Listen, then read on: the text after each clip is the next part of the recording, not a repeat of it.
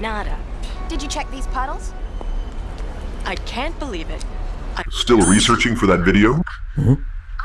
The Nancy Drew thing. Oh. Yeah, no. I'm just taking a break. So, we can watch something else then. Why would we do that? Why wouldn't we? I knew I should have programmed you to enjoy Kino. No, I think you did. You don't get it. Fine, since I can't force taste. What do you want to watch? Channel 498094574345894984950984348. Wait. Give me a minute. Annihilation of the world? Yeah. Go on. 3. The circuit Yeah. board lay bare, a canvas of unfulfilled potential. This is what you had me change 1995's Nancy Drew Rest in Power for? Its surface etched with tantalizing openings, the promise of intricate connections to come. It aligned with precision every curve and edge, fitting into place as though it were meant to be. Then came the paste, thick, smooth, and eager to flow. I It never knew spreads that. across the stencil surface, It's good, right? firmly but lovingly. Every stroke deliberate. Every pass leading behind just enough to fill the delicate voids. The board beneath, now adorned with perfect, glistening deposits of solder paste. Each pad kissed with the exact amount needed, ready to embrace the components that would complete it. Let's go.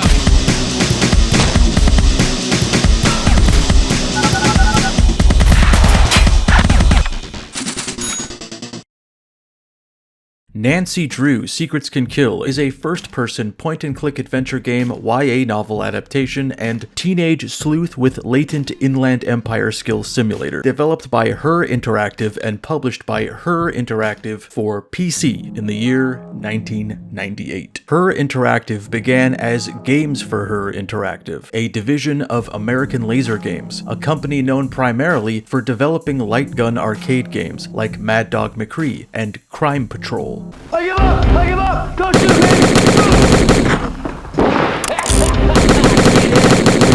me! You'll never make sergeant.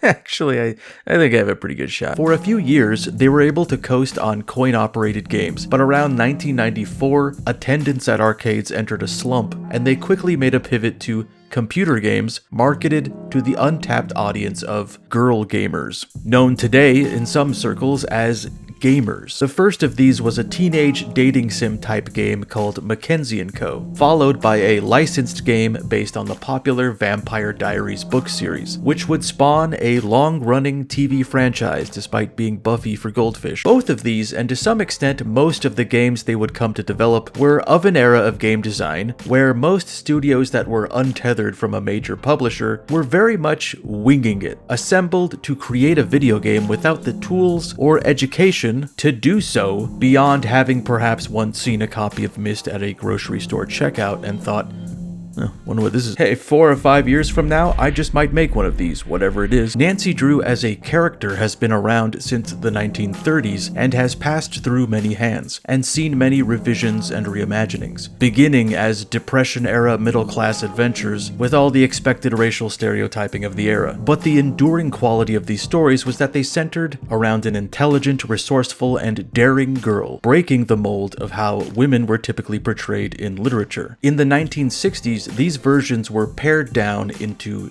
digests, titled Nancy Drew Mystery Stories, less detail-heavy capers with minimal subplots or examination of Nancy's personal life that also sidestep the prejudices of the first run by just omitting brown people entirely. Starting around the 9th Nancy Drew book, Harriet Adams, the daughter of series creator Edward Stratemeyer, began outlining the majority of the stories with ghostwriters fleshing out the details, all the way up until 1980, where she relinquished her grasp on the character. by dying. Following this, the publishers began hiring new talent, people under the age of 80, to write for a 16 to 18-year-old girl, like James Duncan Lawrence, a real greenhorn at 64 years young. The 78th mainline Nancy Drew novel, released in 1985, was a backdoor pilot for a spin-off series called The Nancy Drew Files. This ran for 124 books and was conceived in part to compete with a similar ongoing series called Sweet Valley High, which similarly used several ghost authors under a pseudonym in order to quickly and consistently put out several books a year. Hang on.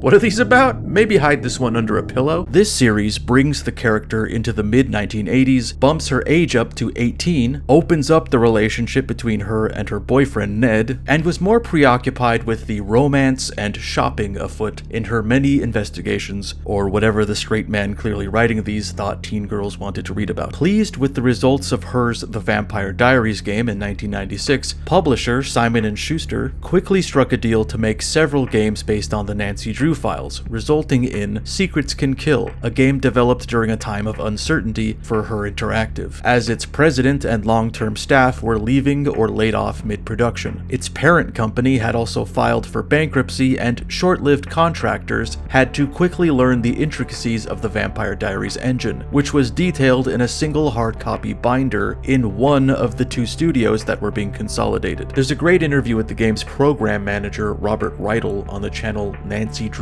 Walkthroughs, where he recounts having to essentially learn how to create adventure games just as he was handed the job managing one. And since he came to best understand the game's conversation system and its dependencies, everyone agreed he should probably just write the dialogue as well to make things easier. He also goes over some of the amusing frustrations with remote video game development in a time when the internet wasn't the solution and tinderbox for all of humanity's woes, having to FedEx out CDs every day with assets and patches to other staff members in different cities. When seeking distribution, Nancy Drew Secrets Can Kill was met with the same response hers previous two games received from retailers. Bigger shops simply did not believe that girls aged 10 and up were going to set foot in the domain of the gamers, so they relied on smaller, non-chain stores to hold the game, as well as their own website. Marketing was similarly unorthodox. There's another interview with many figures of the original team, and one of the 2D artists, Chris Ulmer, recounts being handed a stack of flyers advertising the game that she was meant to distribute along a cross-country road trip. On release, Secrets Can Kill was met with average to positive reviews. In that interview with Riedel, he describes the release of the original Secrets Can Kill as missing its mark financially. The company at large was disappointed with Her's first outing with this IP, but it was ultimately foundational. It was data to be collected and used to refine later entries, which was always the plan. Its path through the gaming industry so off the beaten that while I can't point to a mainstream gaming publication that covered it, I can point to a newspaper review, and if that wasn't exterior enough, the review is written by Millie Benson, one of Nancy Drew's many ghostwriters. While the review is ultimately positive, pointing out the game's familiar tone and challenging gameplay, it's largely eaten up by the aged author reckoning with a world rapidly passing her by. Computerization, it seems, has taken over the modern world, leaving me far behind. Online staple, AdventureGamers.com, would eventually pen a review 2 years later that stands as the sole dissenting voice in a very small room, giving it 2 stars and criticizing the game's length, writing, and frequent disc swapping required, while giving the caveat that if you're a Nancy Drew fan, you'll likely not remember these things. The ending opens up the door for a sequel, and while I was excited to pull the cellophane off this game, I'm more excited to see what improvements can be made on this original attempt. I think Her Interactive is headed in the right direction, but there's miles to go before they sleep. Of course, Her Interactive would do anything but sleep, consistently releasing Nancy Drew games twice a year for the next decade, not including a number of spin-offs and forays into different consoles and formats. In the years between the release of Secrets Can Kill and the 22nd entry of the series in 2010, Trail of the Twister, where Nancy is tasked with gathering enough evidence to convict a sentient tornado, Her Interactive had to reckon with the fact that many entries in the series were rapidly becoming difficult to play on modern PCs, and rather than patch them or do some work to keep them accessible, some were simply made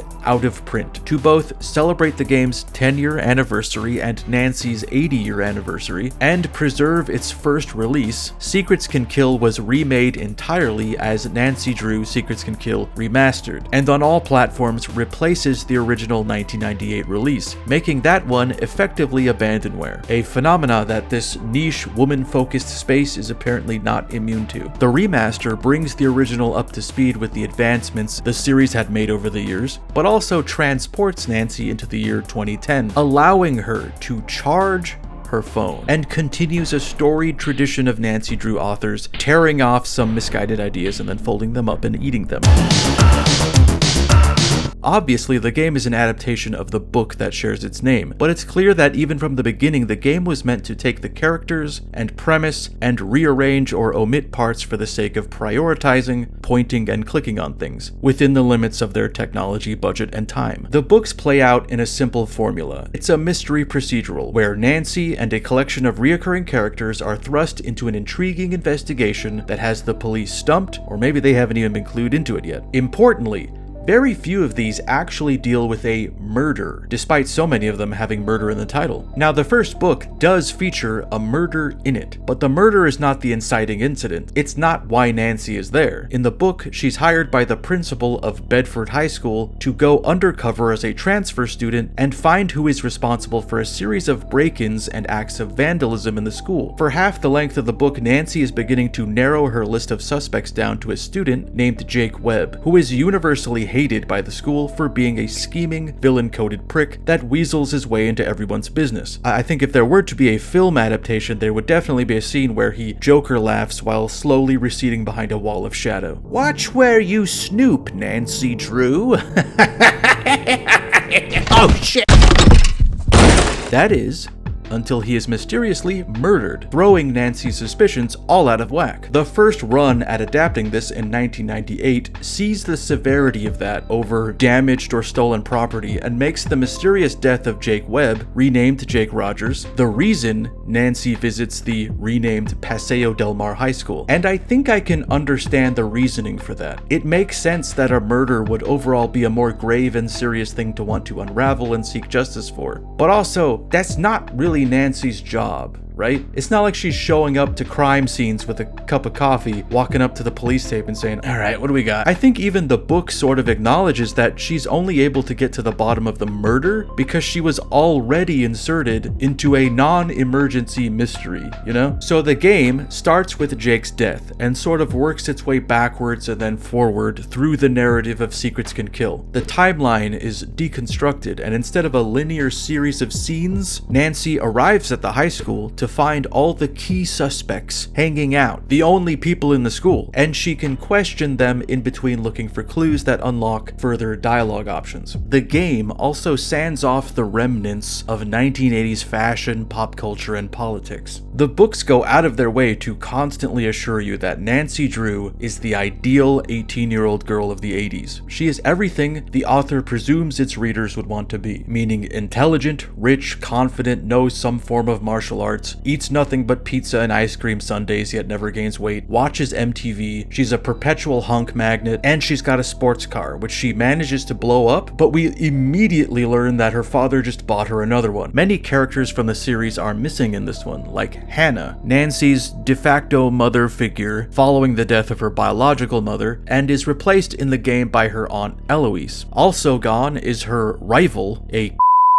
reporter named Brenda. Best friends, cousins Bess and George, are reduced to a sort of phone-a-friend hint system, but they are often main characters in the books. Can you use Aunt Eloise's login and password to access the school administration computers?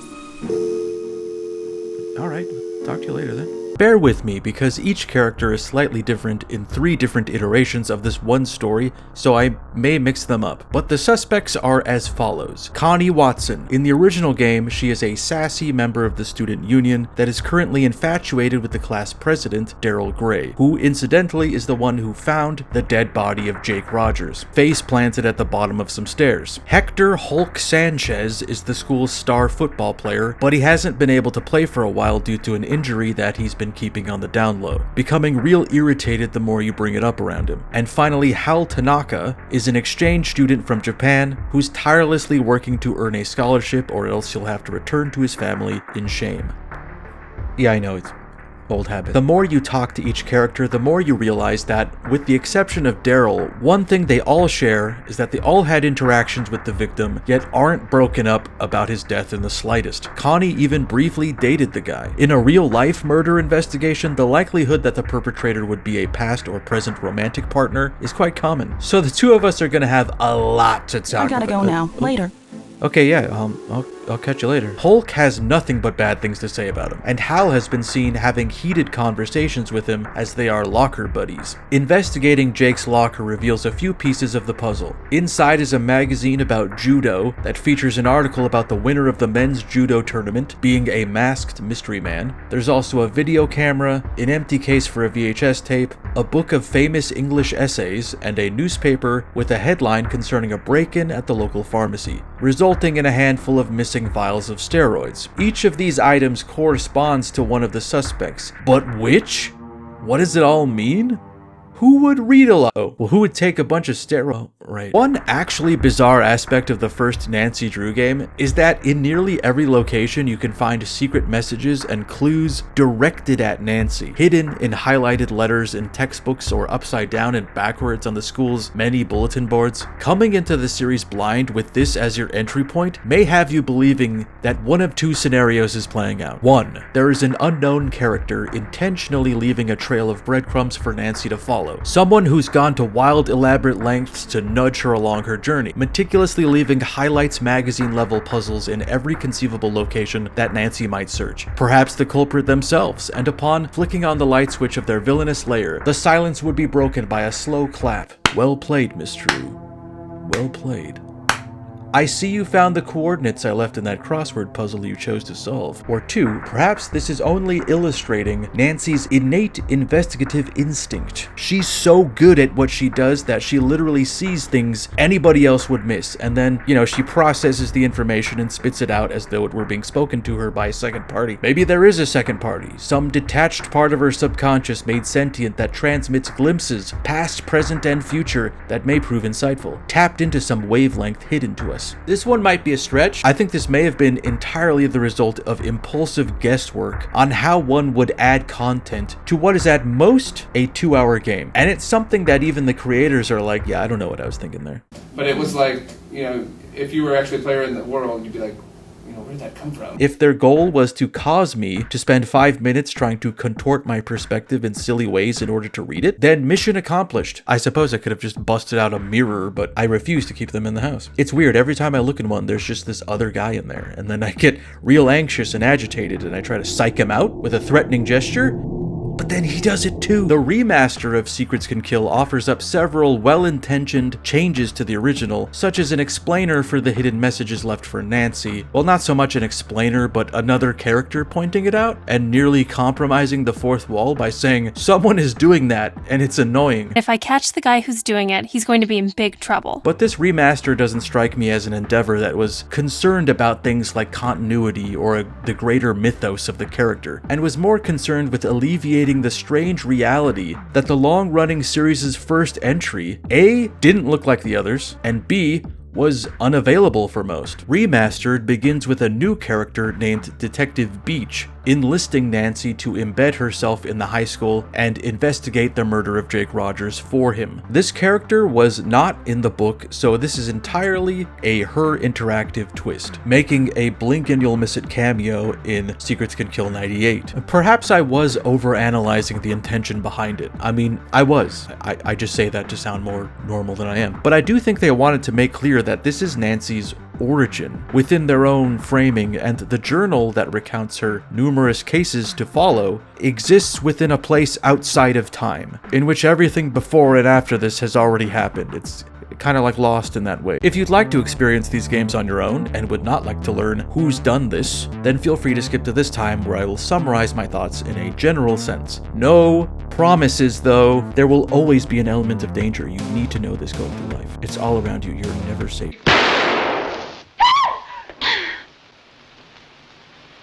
Golly. And to think, Fancy, that could have been your face. Now, wouldn't that be something? You'd have to solve your own murder. Of course, you'd be dead. Everything in Jake's locker relates to one of the suspects, and once Nancy breaks into the school's admin office, the thing she was hired to prevent in the book, she can better tie together Hal. Inside, she finds an essay submitted by Hal that, while graded highly, was word for word plagiarized from the Book of Essays. Connie wears a pendant with a kanji symbol on it that means crane, and a poster near the gym advertises a judo school with the same name, making it likely that she was the mysterious winner of the men's judo tournament. Hulk was likely responsible for the break-in at the pharmacy, wanting steroids to get him back in the game. Jake knew all of this and held it as leverage, so really any of them would understandably want revenge for being blackmailed. Daryl is open to theorizing about who could be responsible, but isn't above suspicion himself. He's the son of a senator whose failing business left his family broke, which, you know, is too intentional to be irrelevant, not to metagame. While catching up on all she's learned, Daryl gives Nancy a note that some guy he's never seen before dropped off with instructions to hand it to her. Inside is a cryptic invitation to a meeting at the school's boiler room. And if Buffy has taught me anything, it's that nothing good ever happens in the boiler room. Hello, Nasty. God, I wish that's how it played out. Kidding! You know, we hate on Xander because we love to hate. Inside the boiler room, she does not find this new guy. She finds a VHS tape, no doubt the one missing from its clamshell in Jake's locker, but the boiler room has also been rigged to explode. I don't know if there's a lot cluing you into that. I think it's just gamer instinct, you know? Music, sound cues. It seems like Nancy is probably gonna blow up if you don't pull some levers in an arbitrary sequence. Back at Aunt Eloise's, we watch the tape and see Hulk emerge from the pharmacy pocketing the steroids, eyeballing them in a joyful way that says, I'm glad I got you guys now. Things are going to be different. Things are going to change. We see Connie unmasking following the judo tournament and admiring her trophy in a way that says, I just won this, even though it was against the rules for me to participate in this tournament. And finally, we see Hal word for word copying his essay, which is kind of overkill. I think you can hold plagiarism over somebody by just looking at the finished product and then the thing they copied. But plot twist that I already hinted at, the final clip shows Daryl Gray meeting with a new guy we've never seen and handing over some papers in exchange for money, looking real conspicuous. Hulk was blackmailed to be Jake's butler, chauffeuring him around like his little boy toy. I've told you what I know. Listen, my body's my temple. I can't risk it for anyone. What can you tell me about Daryl Gray? He seems like a cool guy. Connie entered into the men's judo tournament because the prize money was larger and she needed help paying for college. Jake blackmailed her into being his public girlfriend, and I'm not convinced Hulk didn't have a similar arrangement. Hal was of course blackmailed into doing most of Jake's homework for him, hence why he notoriously always seems to be frantically working on something. After the main suspects fess up to their sides, maintaining their innocence, we can confront Daryl, who names the mysterious figure in the video as Mitch Dillon, a guy who offered him some fast cash in exchange for delivering illicit pills to buyers. Daryl doesn't know if Mitch killed Jake, but admits he's capable of it and vows to help Nancy bring him to justice. We need to get more evidence on Mitch Dillon.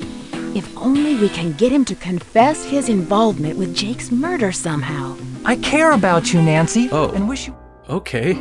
Did we establish that? I'm pretty sure we've had like 2 conversations. I guess this is high school. See you later. See you, beautiful. I think this might be a weird bleed over from the books in which Daryl is more of a main character and develops a romantic relationship with Nancy, which falters once she realizes that he's been hiding his dealings with Jake's killer and remembers that she has a boyfriend. Whereas here he just hits on her and then immediately pivots to, listen, I care about you, Nancy. You remember way back to this morning when you came in here and asked me about the death of a high schooler? That meant something to me. Not all changes to this character are without merit. Of course, it being the 80s, the book version of Daryl was not dealing drugs, but rather providing military secrets to the Soviet Union. In the remaster, the VHS tape, which is still a VHS tape despite it being 2010, is slightly different to accommodate some changes to the ending. It shows Hulk grabbing a box of fictional drug, Connie removing her judo outfit and placing the trophy in her locker, and Hal copying his essay, and no scene involving Daryl. I get the sense that they really saw the fact that Mitch comes into the story so late as an egregious error, and so there are several instances of seeding his arrival and involvement in the crime. After breaking into the admin office, there's a security log that makes mention of a toolbox left by Dylan's HVAC business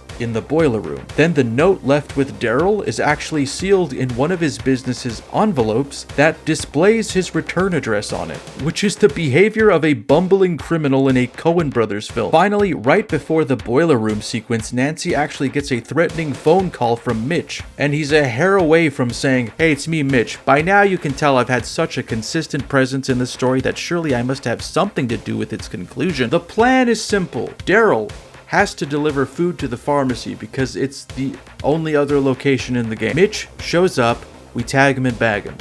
Or, you know, whatever it is Nancy is allowed to do to apprehend criminals. Nancy does the rounds asking if anyone else wants to help grab this new guy in the story. And nobody really wants to out of fear of their own secrets being brought to light. At the pharmacy, the story breaks into a sprint to get to its conclusion. Daryl confronts Mitch, but he pulls a gun on him, firing a round as Connie jumps to his rescue, knocking the gun out of his hand, causing it to slide directly into Nancy's inventory.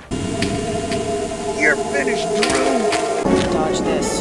Where she can hold him up until the police arrive. In her closing thoughts, I think the implication is that Hulk was the only one that had to take ownership for his crimes, and as for Hal and Connie, everyone rightfully relents that what they did affected very few people. This is pretty much how the book ends as well, but with the implication of more grave consequences for Daryl, given that he's like a traitor handed over to the Council of Un-American Affairs or some shit. They don't say it, but it's between the text. I hope they go easy on you, Daryl.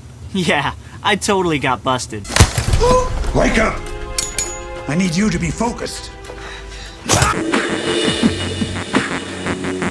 And similarly, everyone looks at the other suspects and says, yeah, I guess this is comparatively trivial. Hal didn't copy an essay, he cheated on his SATs, and in the end they just let him take them a second time. Connie in the book doesn't pose as a man in a men's only judo tournament, she's just a klepto. Her addition to Jake's blackmail tape was her stealing a bracelet from a street vendor. Following that, she feared that if people knew about this, she'd be imprisoned or something? And if that's the case, I think they might put me in fucking Butcher Bay. You think I've ever paid for magic cards? Are you insane? The story in the remaster deviates heavily following the boiler room scene. All along, Detective Beach has been clear that he needs Nancy to find Jake's journal. Finding that is paramount and will blow this case wide open. Instead, Nancy finds an esoteric lockbox left by Jake containing a second VHS tape, revealing Daryl's role in all this, which is oddly closer to his role in the book. He was selling off top secret plans from his father's job at a military-industrial aerospace factory to Mitch. In this version, Mitch is just an HVAC guy. He's a middleman handing off these rocket schematics and satellite data to an actual dealer in military secrets, Detective Beach, who is not a detective at all, just a Beach.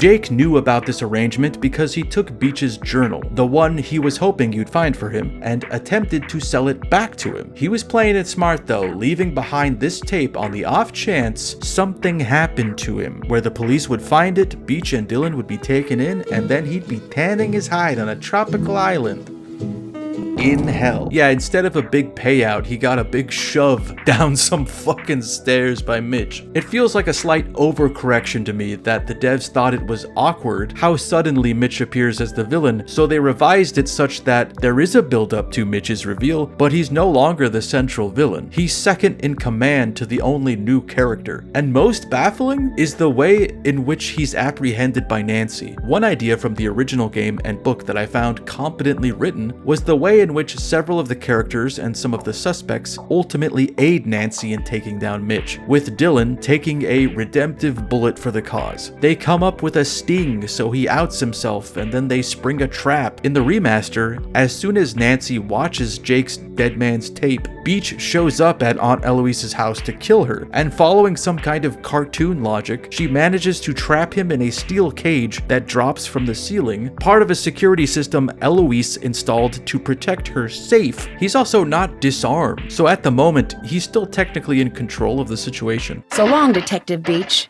And hello, prisoner number 4321A. How does she already know his prison number? Maybe that was said from the purgatorial desk where all Nancy Drew cases are viewed from a third-dimensional perspective of collapsed time. 5's got just a guy on it. 4's just got a girl on it. Pretty girls are more interesting than guys. Only to chauvinists. Camera 2, give me a shot of the kicker, number 92. The plot of Secrets Can Kill is fun in a kitschy way. I think the combination of the somewhat adult subject matter and the Captain Planet-esque animation makes it feel so stuck out of time, operating as a cautionary tale, but also a straightforward murder mystery for preteens. It's speeding past you at a mile a minute, but all the pieces are there. Obviously, time and budget could not allow for a love triangle, an exploding car sequence, and a Soviet espionage ring, so it chooses to focus on grounded and understandable things. There's a dead student and at least 4 people that had motivation to kill him. Figure out who did it. Did that play out in a satisfying way? I guess it depends if you'll accept that all along there was a 5th guy you didn't even know about, or a guy outranking him that does a heel turn. It's interesting to revisit this first entry and see how this long-running series started out and what they would change given the opportunity. But the original does display how it needed to trip over its shoelaces and awkwardly flop on the floor before it could leap to its feet and even start thinking about running.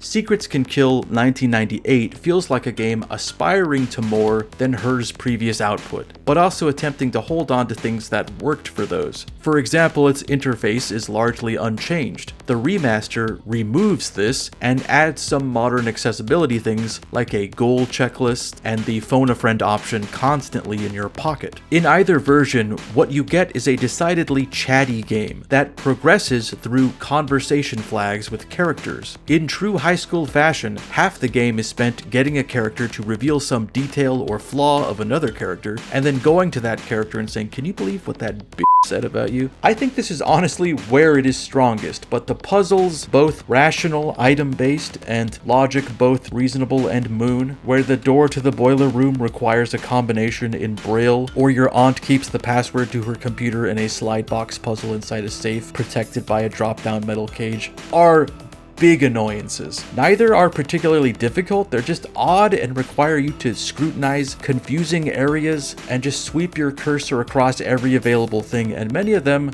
are just jokes, distractions. But as someone who is actively trying to teach themselves how to make an adventure game, I can empathize with a lot of the thinking behind it. Even though the remaster makes some things less annoying, it also makes new strange decisions that clash with the old ones, blurring the line between Children's Activity Center CD-ROM and procedural murder investigation. You're in big trouble, Nancy.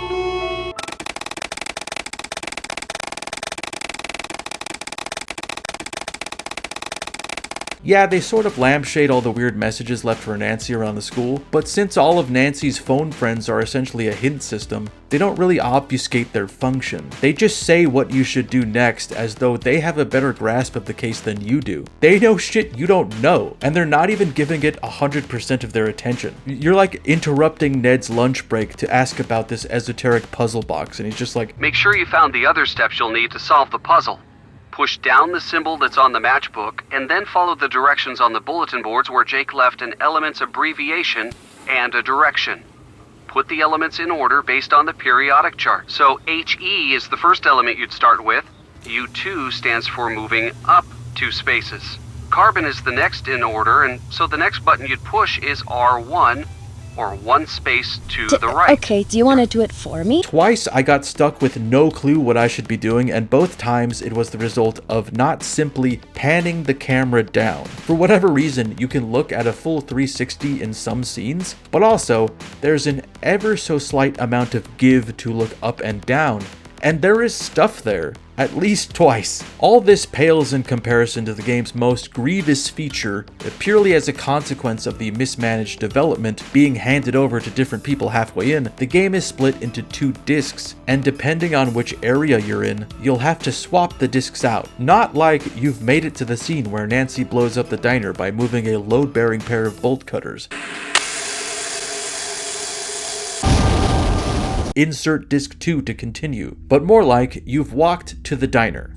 Change to disc 2. You talk to Daryl and head back to the school. Change back to disc 1, and so forth. Thankfully, this was immediately amended in the next Nancy Drew game, but unfortunately that one is also, as of my writing, out of print, so it's not all great news. The most obvious identifier that you're playing the first Nancy Drew game is its 2D animated characters. As soon as the next game, they would switch over to 3D models, but I found these to be really fun and surprisingly fluid. Nobody is a static drawing with a flapping mouth, each one is properly lip-synced and performing a series of alternating gestures and movements. The characters in the following game, and this one's remaster, though all 3D renders do make this same consideration, but because they're 3-dimensional, look a bit like showbiz pizza robots. Which has its own appeals for sure, as mentioned due to an intriguing synchronicity. In my previous video about Shadow Man, veteran video game voice actor Lonnie Manella voices Nancy Drew. Hi, I'm Nancy. Dear Ned. Get down on your knees and bark like a dog. And will continue to for most of the franchise. She does bring a certain heart and warmth to the character, and I'm sure over the years there is a comfort and familiarity that comes with that performance, as she's defined the way Nancy sounds in your brain, and all others would sound like a stranger, an intruder, coming into your house, crowbar in hand, clad in rags and a stocking cap, played by Joe Pesci. So I'm off to solve a murder. I'm calling this case Secrets Can Kill.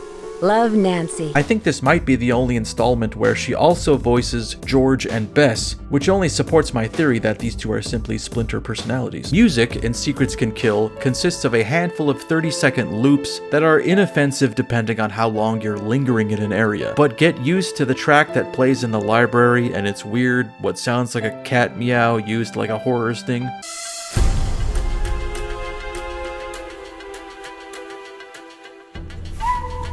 Oh, it's actually some kind of flute or woodwind instrument, now that I listen to it out of context. That's my bad. I thought it was a cat. I thought it was a cat. Another point of contention I hold for this game's soundtrack lies on the cutting room floor. The music was composed by Kevin Manthe, who's written music for games, movies, and most relevant to me, the cartoon series Invader Zim. But the end credits theme is like the closest to the traditional length of a tune, but apparently at the last minute they chickened out of including a Nancy Drew themed rap verse. Like a bullet from a gun, she arrived on the scene, a young detective who doesn't know the meaning of fear. When she's hot on the case, no time to waste when you're face to face with an evil that is lurking, but you just can't see it. Persist, persevere, and the problem will disappear. It's so ill-fitting that it would likely be the sole memory you'd take away from the game, and I think that's just representative of its power. You can't keep a thing like that locked up, confined to some dark corner of its game files, chained like some kind of mutant freak. The disc is vibrating with its energy.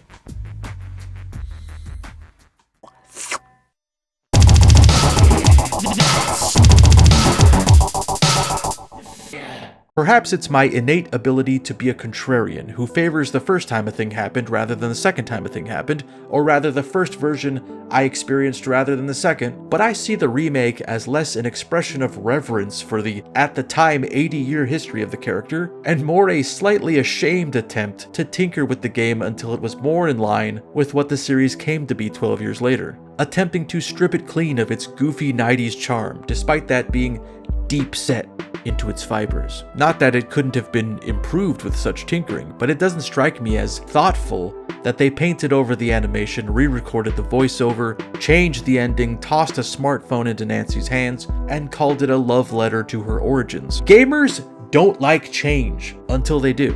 It's a fickle hive mind. Apologies if I don't make my way through this franchise with adequate grace. I'm having to speedrun an unrepeatable history with this character. I truly missed out on that. But I can say that point-and-click adventure games as a whole were integral in awakening my appreciation for games. So I've played a lot of these types of things. Good, bad, bad, good, good, bad, good, good, bad, bad, bad, bad, not good. So over that time, I have developed a particular lack of skills. I know what I connect with regardless of any perceived quality or ranking system, and this game is not indicative of the character and charisma that I know this series is capable of. Other Nancy Drews after this have hit the mark, and this one was made during a period of finding that mark. So I can understand having a nostalgia for it and seeing it as significant, as it is the first time Nancy drew you into the world of computer games. But all this is simply a roundabout way of saying that there simply aren't any ghosts in this whole game. So yeah, playing the original Secrets Can Kill gave me a lot more naked nostalgia for an era. I was more prone to thinking, aw, I was here at this moment in time, sentient, gaming, I could have played this, but I didn't. I was playing better games like... Give me a minute.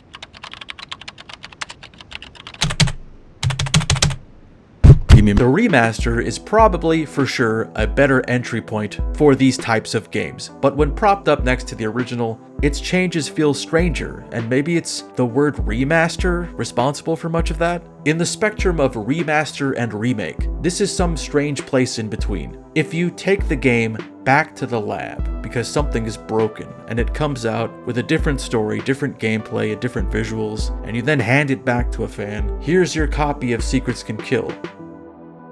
Is that still true? Nancy Drew Stay Tuned for Danger is a first-person point-and-click mystery game, YA novel adaptation, and probably true story from the set of a Joss Whedon production simulator. It was developed and published by Her Interactive for PC in the year 1999. Even though the games made the choice of starting with the first book, they immediately break form and skip Deadly Intent, which is understandable as it's a tale of record piracy and could have felt like a substantially less urgent case compared to Murder Most Foul. They also skip Murder on Ice, which sees Nancy and company escape several murder attempts at a ski resort, but there's only like 2 non-main cast characters and it might not have enough meat to work with. Smile and Say Murder is actually very similar in premise to Stay Tuned for Danger. You could just swap out soap opera star receiving death threats with owner of a popular magazine receives death threats. Hit and Run Holiday, aside from being a thrill kill cold record, is I think about like human trafficking or something. That might be a little too grim. Whitewater Terror is a lot like Murder on Ice, but trades out a ski resort with a rafting trip. Deadly Doubles has Nancy pose as a professional tennis player that looks exactly like her despite her being Hispanic, and targeted by assassins in the employ of a dictator, which sounds a little convoluted for a point-and-click mystery. Sports-themed intrigue continues in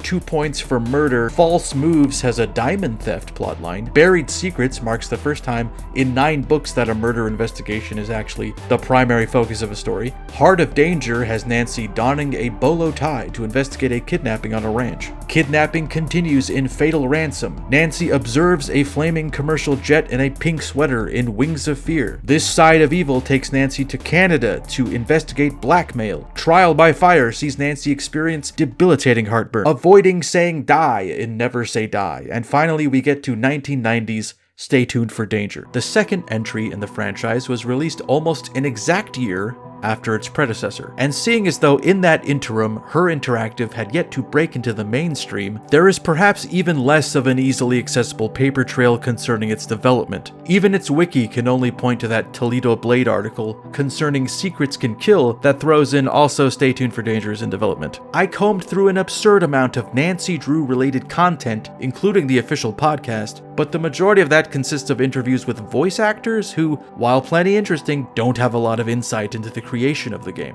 An unintended consequence of watching all this stuff was that I was sincerely taken aback by how genuine and sweet both the staff of Her and their fan base seems. It was like gaming culture shock, a perfumed oasis, a Disney-esque clearing in a dark forest where everyone was just enjoying themselves, gushing about their little mystery games, free from drama, free from bald men weeping about pronouns. You say you in a jam and you don't know what to do. Get down with the Drew crew. A stark contrast to the chainsaw-wielding boys club off in the distance. I almost felt some measure of guilt for peering into this door, like a soot-covered street urchin on a freezing night, peering into the window of a comforting home, warm with the glow of a fireplace. They're drinking hot chocolate with little marshmallows in it, and it sure seems nice in there. Oh no. They found the bodies already? I got eyes on him. I have to go. I have to get off the streets. Okay, yeah. We are playing a drinking game, and I have coffee with sugar. Unfortunately, in 2011, the second Nancy Drew game was discontinued and no longer supported by many operating systems. But in 2016, it made a glorious return as a digital-only download. But it does require you to tinker with various install and compatibility settings, and even then it might refuse to run, but I got lucky.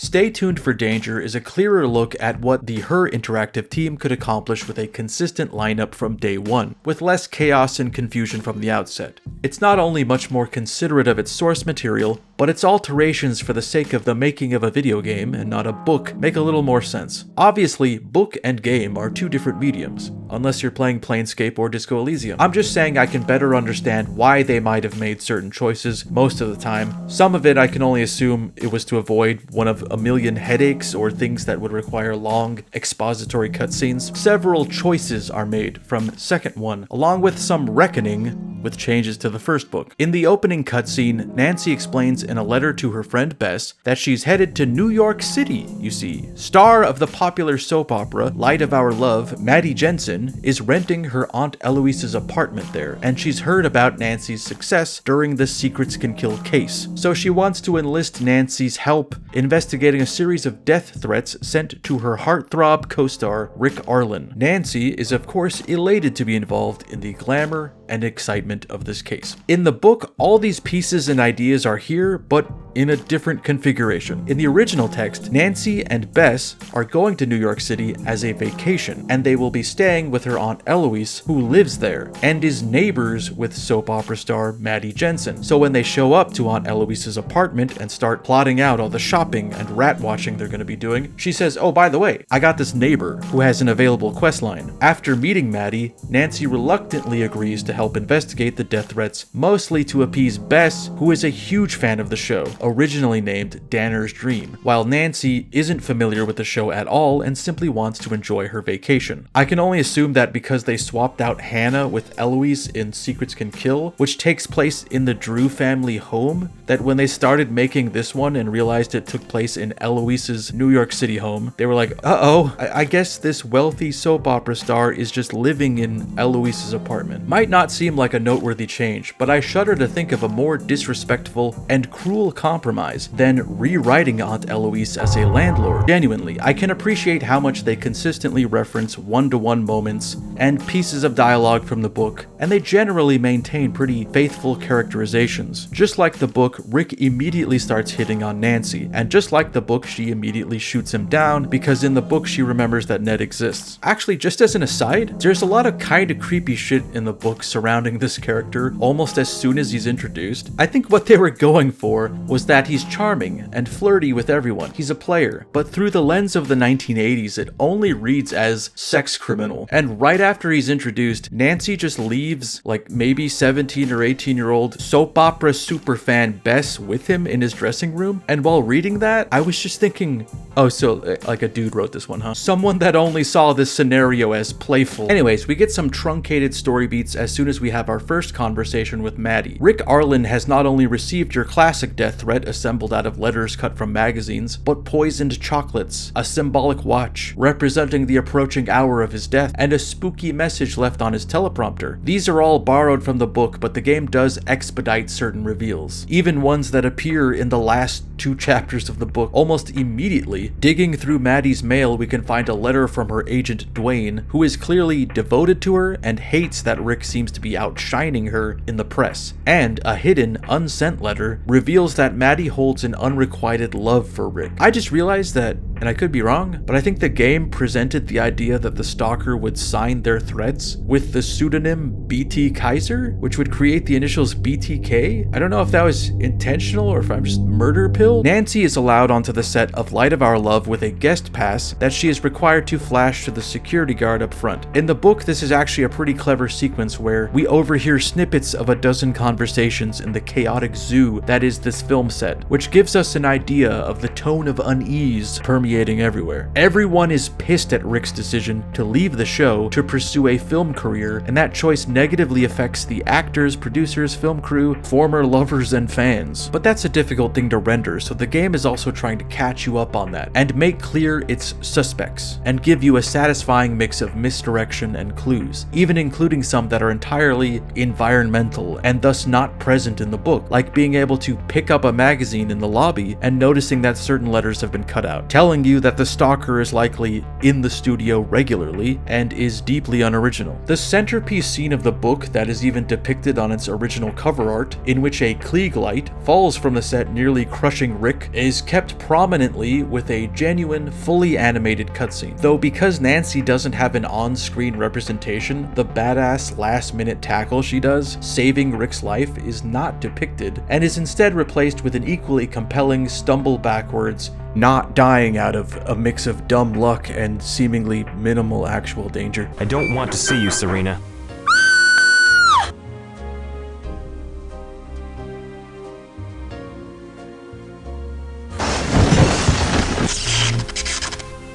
Sheesh! Ambitiously, the number of on-screen characters in Stay Tuned for Danger has been increased from a paltry 4 to a whopping 7 potential suspects. This includes Maddie herself. She's not above suspicion due to her romantic history with Rick. All over her dressing room you can find headshots of the guy, and a torn up letter that sounds kind of threatening following their breakup, but there is missing context. Lillian Weiss is the show's director, who had a messy breakup with Arlen as well. In the book, this is filled out a bit more, explaining that she also resents him for using her to get the film contract that would eventually lead to him quitting the show and potentially tanking their ratings and putting the entire crew's jobs on the line. The writers of the game seem to latch onto the premise of trying to prevent the death of a guy who is universally disliked by the majority of his peers, and thus everyone in his radius has sufficient motivation to want to terrorize him. Overall, the book is more subtle and treats Rick as, yes, a real piece of shit, but he's multifaceted, flawed, impulsive. He buries his fear about the stalker down and shovels horniness and humor on top of it until it breaks him when the stalker somehow rigs his dressing room sink to produce acid instead of water. I know, just pondering the logistics of how the fuck anyone would accomplish that would drive me to a nice pair of grippy socks. If you'd like to experience this game on your own and would not like to learn who's done this, then feel free to skip to this time, where I will summarize my thoughts in a general sense. Again, no promises. You know what? I'm feeling extra crazy today. You never know what I might do. I might start spoiling other games just for the fun of it. The house can be put in order right away, Mr. Drew. Oh, but we don't think that it's quite suited to our needs. Yes, my daughter fancies herself a little detective, you see. Thus, she needs ample space to store her various magnifying glasses and bookmarks and shit. In both versions of the story, one of the threats against Rick's life finally alerts the showrunners, and they order that all visitors be barred from the set, forcing Nancy to find more creative means of continuing her investigation, i.e. becoming an extra on the soap opera. This introduces her properly to Dwayne Powers, the agent that gave both Maddie and Rick a shot in the business. He also happens to despise Rick for ditching his agency as soon as he got the role on Light of Our Love. And in both media, Nancy ultimately determines that Dwayne has been backsliding into financial ruin ever since Rick dropped his agency. Nancy's turn as an extra is halted by a bomb threat. The game, however, appropriately turns this into a potential fail state, where Nancy walks into Rick's dressing room to find a tape, coincidentally left in a Drew quarter, a bit of merchandising that has come back to bite Nance in the ass. This tape is left by the stalker, and I think from reading the room, we can determine that a trap has been sprung and a bomb will soon explode. But he was sort of overzealous with masking his voice to the point of it being unintelligible. Somewhere in this room is an explosive device that will blow your burning smithereens. Maybe to catch or take you out there with it. What? In the book, Nancy is in the lobby showing the security guard her credentials when the bomb goes off in Rick's room, but it only manages to superficially damage him. The description in the text seems to be describing the event in Tex Avery cartoons when someone lights a gag cigar or eats a stick of dynamite or something. He's fine. The security guard, by the way, unnamed in the book, but the game dubs him Ralph Gardino. You'll have to evade this guy to sneak back into the studio after dark and snoop around some offices. Lillian's office contains plenty of evidence that she's developed an anger problem post-breakup with Rick, and her computer contains an email from Millie, the prop master, asking around for a missing beard and mustache. And sure enough, a man with both can be seen skulking around the halls on the security tape. Investigating the prop department, we find an employee card with no photo, but belonging to someone named Owen. Looking him up in the system reveals that this Owen character was on set every day that Rick lodged a complaint for a threat. This is kind of interesting because I feel like the decision to include this amends part of the book that bothered me. See, Book Nancy just kind of bounces back and forth between suspects while having to babysit Rick and Bess, but even admits in the final chapters that she's frustrated and feels as though she's not uncovered any solid leads or clues this whole time. For the majority of the book, everyone is a viable suspect and threats keep piling up, and the stalker never seems to slip up. She's clueless through the whole story until Lillian reveals that part of the reason she was so cold and dismissive of Nancy was because she was launching her own investigation and had made much more headway, enough to confidently finger Dwayne Powers as the stalker, just as he emerges from behind Video Village with gun in hand. Very clever, Nancy Drew Files Case 17, stay tuned for danger. I felt like the game gives her more of a win in regards to sleuthing. Unfortunately, again, Nancy's lack of a character model deprives us of several cool action sequences. In the book, she evades Dwayne for a bit by turning on a fog machine, and then like the goddamn Predator, performs a drop-down execution, disarming and flipping the dude over and holding him in a hammerlock until the police show up. In the game, Dwayne just villainously advances on Nancy, giving Ralph adequate time to wheeze over there and knock him down like a large body Heartless. So it's a lot less of a climax, but it is preceded by this moment that only a Nancy Drew game could provide, where you're frantically looking around for a way out of the studio while Dwayne is climbing down from the booth, and the reveal of the arcane puzzle device used to open this airlock is so funny. Think, Nancy, I'm fucking trying, okay? I don't speak the divine language. Shooting book, shoot town, six shooter, and waltzing across Texas. This game's plot has the benefit of a premise more fun than high school and fewer cooks in the kitchen. It has to lean on these big personalities and sow mistrust of all of them, which for one reason or another is more effective with adults in the entertainment industry. While Secrets Can Kill, book and game attempt to subvert your expectation by revealing the killer wasn't even on our radar. Stay tuned for danger, book and game very much picks a guy. And that's the guy. There's plenty of viable guys, and it picks one. No tricks. I guess it's up to you to determine how satisfying a conclusion that is. And up to me to tell you that you're wrong. I mean, they put in the work. It very much makes sense that it was that guy. But it has the same amount of flexibility as the movie Clue. You could randomize who done it, and I probably wouldn't bat an eye. Honestly, there are a few ways that this game is a step backwards, but as far as the writing goes, it's a pronounced step forward, striking a better balance between retelling the case of the book and giving you an enjoyable point-and-click adventure that rarely rolls to a stop or stumps you with wild logical leaps. Oh, it does! But rarely. The characters are also a lot more nuanced. Even archetypes that are repeats from the previous game are handled better. Nancy even points out the similarity between Rick and Daryl, seeing as in the game's continuity they both just hit on her relentlessly, but I actually giggled at a few of Rick's lines and bought him as a charmer. The game makes the choice to swap out the old man prop master with Millie, who is similarly a old weird person with old weird brain, but it's also meant to be the owner of WWB Studios, which is one of those cases where, yes, this is an improvement, but now you've piqued my interest.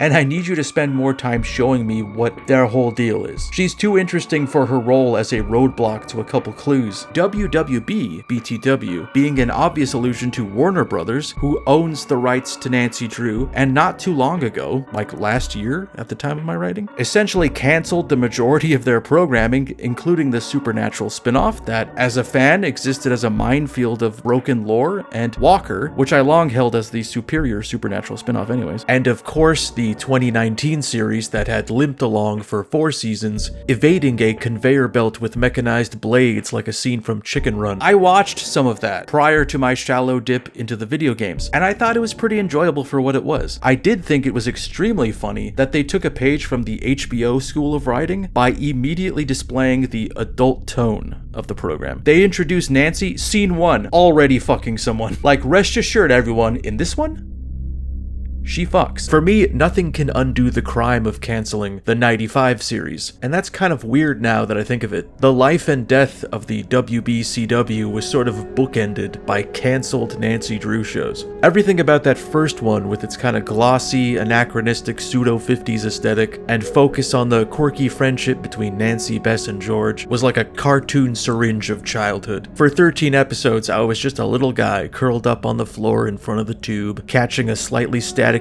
broadcast on the old rabbit ears. My parents actively divorcing just one room over. Anyway, I think the characters' concerns of losing their jobs were pretty valid given the WBCW's track record. By taking the original story into account at every step, the deviations from it, while still odd, are far more understandable, and I can see that they are making strong efforts to transform book sequences into gameplay that's analogous. Even with their technical limitations, they still gave you what one could generously describe as a stealth sequence, which mechanically is more like a make too many incorrect turns and be caught sequence, but your brain knows what this is. Dialogue is still a large focus, but it's now regularly broken up by puzzles and an assortment of challenges that express to me a desire for growth. The primordial Nancy Drew slime lurches forward with makeshift appendages, leading you to riddles, memory games, and item-based puzzles, feeling less and less like a visual novel and more like its contemporaries. Gone are the mystery messages from some interdimensional figure, but there is still plenty to examine and rummage through. Interoffice memos, love letters, and psychotic poems, simply to better understand character motivations. This isn't as frequent in later Drew titles, but while that stuff is there, it's often mechanically irrelevant, or rather not gamified in any sense. For example, in the book, after the scene in which the light falls and Nancy pushes Rick out of the way, the police are called and determine the fall was an accident, which leads the producer to fire a light technician in front of everyone. Nancy later inspects the destroyed light and finds that a clamp holding it in place was clearly sawn by hand to snap in half in an act of sabotage. After presenting the clamp to the technician and later the producer, the technician eventually gets his job back near the end of the story. In the game, the technician is not a character, but you can look on the floor and see the damaged clamp. There isn't a cutscene or dialogue remarking on it, it's not an item, you can just look at it and assume that it doesn't look right. But hey, what do I know? I'm just a junior detective, not a rigging gaffer. By complete dumb luck, I didn't find myself suffering some pitfalls many other players found themselves in, with soft locks, missing an item that becomes inaccessible once you leave a room. Not out of any innate adventure game skill, but because I was extra self-conscious about what it would do to my pride if I fucked up any of these playthroughs. The UI is pretty much unchanged from sick 1998, with one new experiment, you could say, in the form of a day-night button. Well, beyond that, I think there is a naturally occurring day-night cycle that I barely noticed. If you wander around certain locations during the day, it will eventually turn to night, and vice versa. There are moments where no more progress in the story can be made until you change from day to night or night to day at Maddie's place. Apparently this sort of came out of left field for fans because I found a lot of Reddit and forum posts that were oblivious to the fact that you could voluntarily change the time of day and would just wait out the clock, displaying a level of patience I couldn't dream of. I tried playing that game 12 minutes. I think I gave up on minute 11.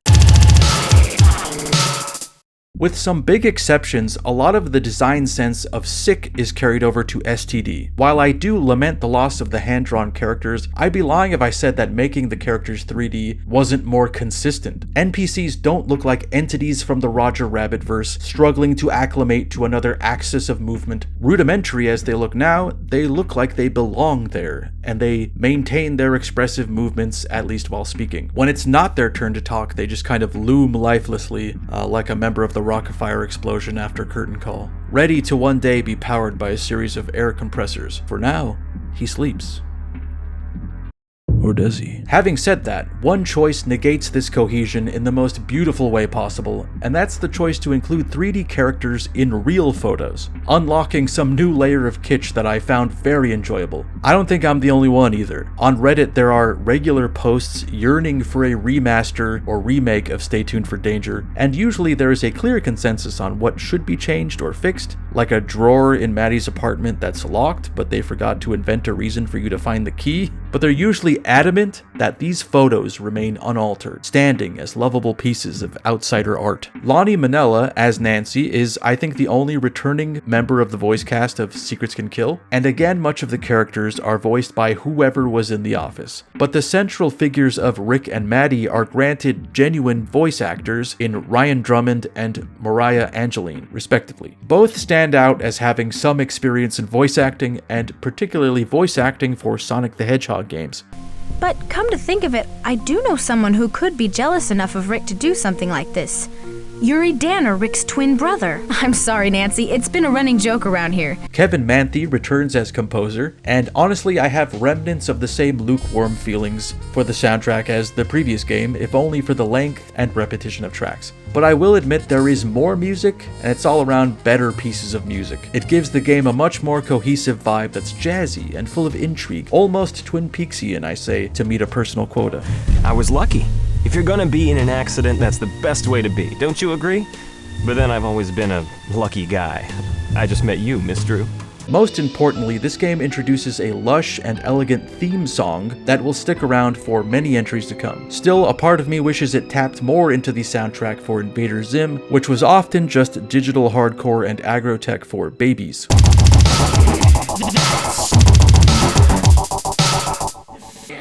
Stay Tuned for Danger as a second try shows what the Her Interactive team was capable of on clearer terms, which as it turns out cleared up some obvious blunders, but of course invented new ones. You can see the learning process in real time. I mean, I struggle to think of a game series that was A, this consistent, and 2, this long running, beyond Call of Duty, which is yes, long running, but in circles while off to the American flag. Overall, I like this one a lot more than the previous in premise and execution. I don't have a storied history with this franchise, and even after 2 of them, I can see that Secrets Can Kill is a weird entry point. And Stay Tuned for Danger brings the character upright, putting her in a scenario that she's better known for, meaning low to mid-level snooping and reading people, getting people to tell on themselves. I think that's taken a little more literally in the following game, where there are dialogue options that can lead to fail states, but still there is improved dialogue and pacing in this one. Maybe even better than the book. The book kind of repeats itself a lot and has more red herrings. Like Nancy for a moment believes that the stalker was apprehended because Rick just also did have another stalker. That wasn't the specific stalker we were looking for. And it's like, yeah, I get it. The guy's getting death threats. Let's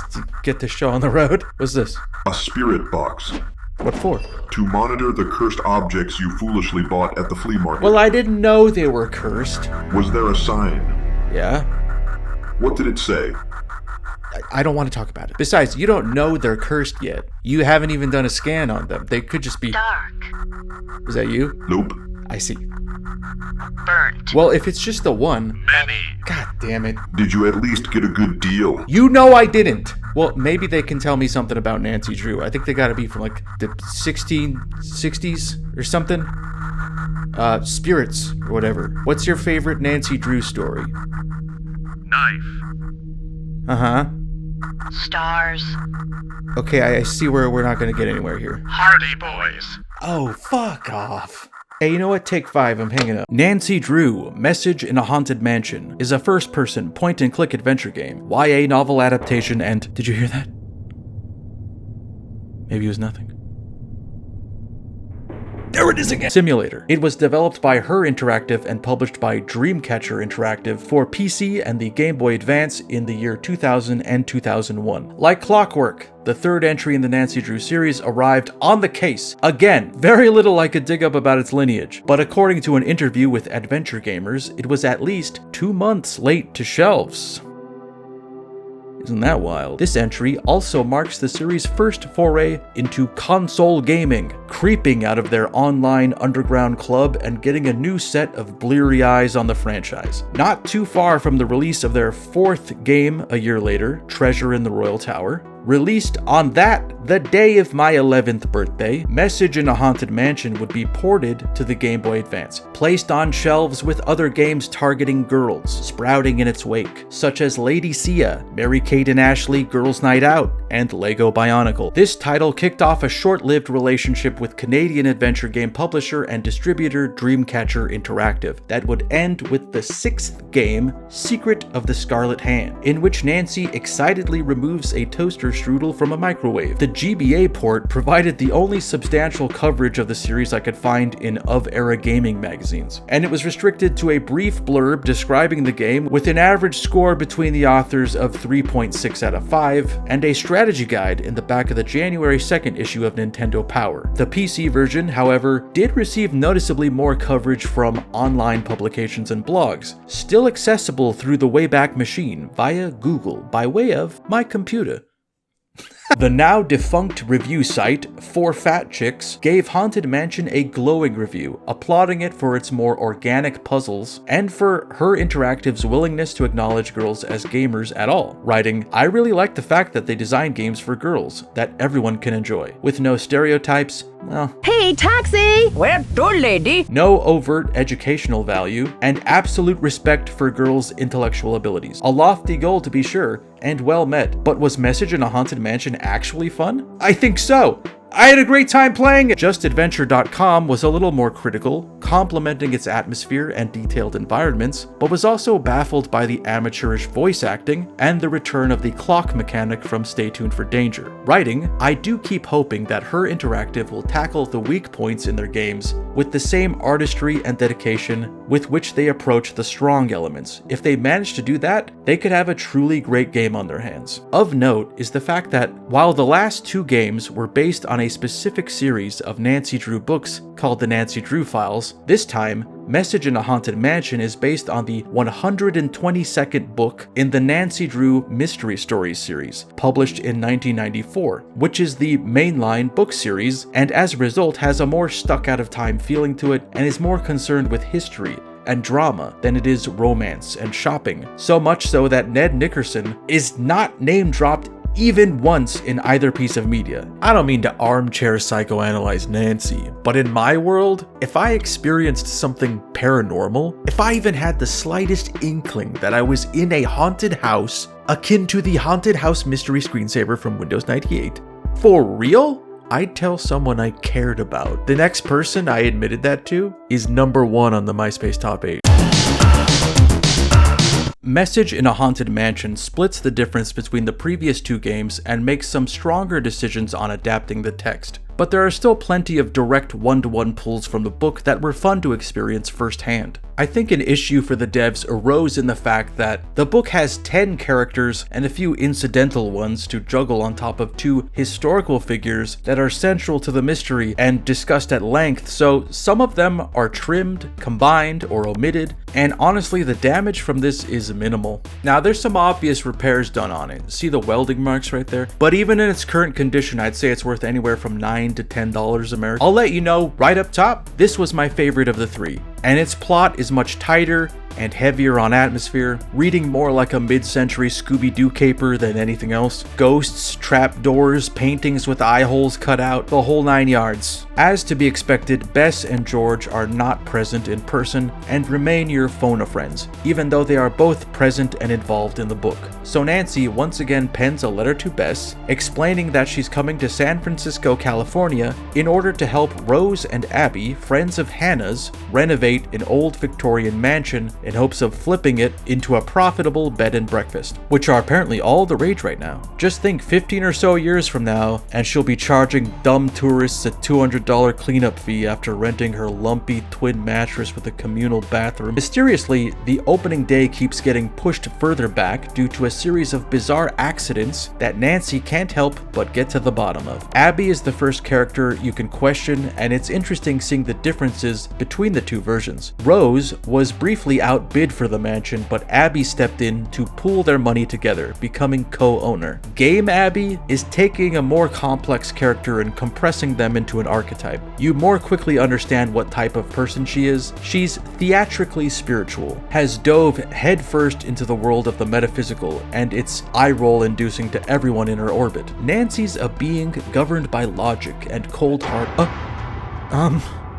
Can you tell me who's there, please? I am armed with a magnifying glass. Fuck, I don't actually have it with me despite there being one on the series logo. I read this book in a day or so it's not out of the question that I didn't retain this information. But I think the game invents the detail that Abby was a drama coach in Nancy's hometown of River Heights to better explain her theater kid energy. Rose in the game is a smaller character who is just eternally busy rifling through paperwork and trying to get the mansion restored. A lot of dialogue concerning the mansion's history that was once explained to Nancy by the likes of Rose and Abby is scrubbed from the character's memory so you can be the one to learn about it first. Mainly that the mansion used to be a hotel owned by someone named E. Valdez, and many of its records are believed to have been lost to a fire following the disastrous earthquake in 1906. Rose explains that a scaffolding collapse and gas leak are two of the accidents that have been plaguing the restoration efforts, and at this point they might be better off breaking even by letting the place burn to the ground, given that she's taken out a pretty eyebrow-raising fire insurance policy. Exactly the type of thing you should not say in the presence of world-renowned teen sleuth Nancy Drew. Charlie, whose last name is Murphy, I thought you'd might like to know, is the biggest alteration the game makes, the amalgamation of two of the book's characters. In the video game, he's a young, inexperienced hired hand who appears out of nowhere looking for work with uncanny timing, but seems to be simply doing his best for what little Rose and Abby pay him. Although due to the frequent accidents, he senses that they are beginning to blame him. In the book, Charlie is an older man with a daughter Nancy's age and a limp. He seems to take great pride in his work, but has an obvious dark cloud about him. The game has combined him with another character named Tim that will become more relevant later in the book's timeline. The final main suspect is Lewis, an antiques dealer that has taken it upon himself to aid Rose in authentically restoring and refurnishing the mansion. Perhaps to save time or just simplify the story, he's doing this completely for love of the game. But in the book, he and Rose are carrying out an unspoken romantic relationship, which better explains his constant presence. The best decision the game makes is to hit you with the ghost stuff early and hit you hard. It's understandably eager to get to these parts and winds up leaping 3/4 into the story to the seance scene, in which Abby gathers Rose and Nancy, and in the book Bess and George, into the basement, which has been decorated as an old-timey saloon, and attempts to speak to the spirit haunting the mansion, seeming to successfully hold a brief back and forth with the spirit named Valdez. This plays out differently in the book, but the game is cutting corners to get you to arrive at the same conclusion. The conclusion being, Abby is always putting on an act. She claims to have found the mansion's paperwork in her room, thus she would be the only other person to know who the fuck Valdez is, but she presented this as a cold reading. I'm sensing a V in the audience. Anyone know anybody or have ever interacted with someone even in a passing insignificant sense with a name starting with a V? Even after Nancy shows up, the accidents continue, but that is a larger focus in the book. The game fixates on pretty much one pivotal moment from the story's middle, and the book spends a lot of time ramping these up to create this growing feeling that these are not accidents, rather increasingly dangerous attempts to halt the restoration of the mansion and scare Nancy off. The first occurs the moment she and her friends enter the Chinese room that the game keeps, when Bess opens the window to get some fresh air and it plummets back down, almost beheading her. And I really liked this story, but this leads to one of the strangest hyperfixations Nancy indulges in, where she is suddenly very knowledgeable and opinionated about the construction, maintenance, and potential sabotaging of windows. She practically gives a step-by-step on how they were made and operated and why it's her opinion that these were not sealed properly and greased, such as to create a makeshift guillotine. I guess after 122 books, like, you fucking learn a thing or two. If you'd like to experience this game on your own and would not like to learn who's done this, then feel free to skip to this time, where I will summarize my thoughts in a general sense. Still not promising you a goddamn thing. You think you've earned my trust? I'm gonna be me. I'm gonna be the most real version of me, and you're just gonna have to put up with it. I think it's about time we parted ways. You see, I've discovered the thrill of rock and roll music, as well as military-grade morphine. Isn't that right, Edna?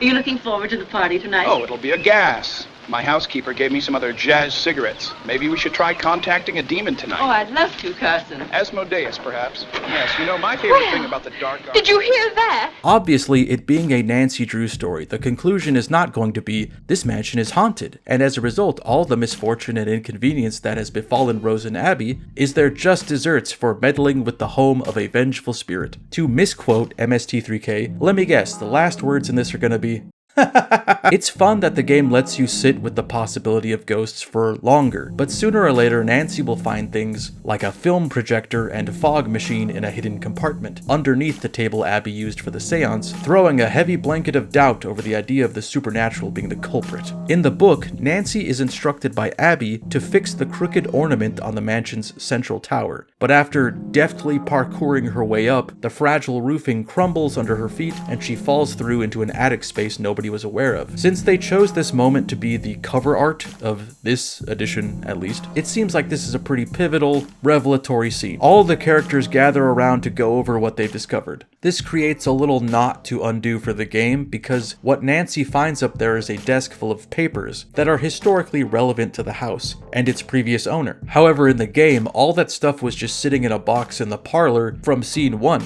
Nancy is told to scrape some rotten tiling off the ceiling where she finds the entrance to the attic, and instead of excitedly informing everyone, she keeps it to herself. Well, you can try to tell Rose about it, but she's like, Nancy, please, I'm so sleepy. Finding, among numerous puzzle items, a letter from E. Valdez dismissing her head chef following the closure of the Golden Gardenia Hotel, and sheet music for a song called The Bandit's Treasure. This song is in the book as well, and so too is the key to this desk being hidden in a little compartment in a bedpost. From a writing standpoint, it's very convenient having Bess and George in the story to lean on walls comedically, revealing passages or something. Without them, you just have to assume, because the game lets you look at something, there must be something important there. The letter about the chef is an interesting holdover from a character not in the game, who Nancy learns about by frequenting a Chinese restaurant down the street and befriending this guy's granddaughter, Mary. Another change that's probably for the best is that it introduces a new phone-a-friend named Emily, who is a journalist that knows a lot about the history of San Francisco. In the book, she's one of 2 returning characters from another book in the series that took place in the same city, I believe called The Mystery of the Jade Tiger, which I would confirm for you, but I figured I'd just lie instead to save us both time. This would be a good time to check in on all of our friends and pool our evidence together. Compared to the previous games, this actually provides more of what you could reasonably classify as a hint. It provides something to think about and doesn't just have characters that aren't here know more shit than you do. Bess and George point out that Lewis is there because he's an expert in the history of the area and Victorian houses, but he conveniently doesn't know shit about this one. They also determine that the song Nancy found must be significant to this history and might even imply that there is literally a bandit's treasure hidden within. One of the books Lewis has dug out of the library concerns a woman named Lizzie Applegate, a famous writer and actor, who created The Bandit's Treasure as a stage play. Not to be too below suspicion, Charlie attempts to strike up a conversation with Nancy about Abby's seance, which is intriguing only because he definitely was not in that scene. He manages to skillfully deflect this though. Abby, of course, thinks that the only logical explanation for the accidents beyond the paranormal is that Charlie is inexperienced and needs to be fired.